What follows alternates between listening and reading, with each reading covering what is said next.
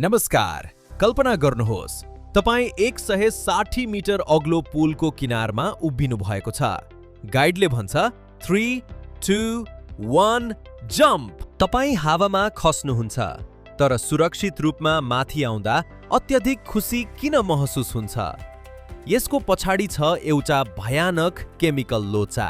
Jump गर्नु अघि दिमागको अमिग्डालाले खतरा महसुस गर्छ र फ्लाइट और फाइट मोड एक्टिभेट गरिदिन्छ।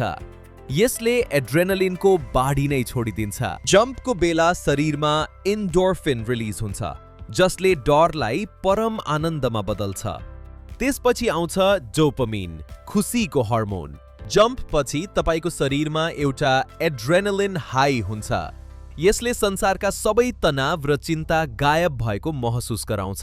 यही केमिकल लोचाको कारण धेरै मानिसलाई यस्ता एक्सट्रिम स्पोर्ट्सको लत बस्छ। उनीहरूलाई एड्रेनलिन जङ्किज भनिन्छ। बन्जी जम्पिङ केवल खेल होइन, यो आफ्नै डरलाई जित्ने एउटा अद्भुत जैविक अनुभव हो। के तपाईँ तयार हुनुहुन्छ? तपाईको अनुभव कमेन्टमा लेख्नुहोला। भिडियो मन परे लाइक र सब्स्क्राइब गर्न नबिर्सिनुहोला। Bye bye.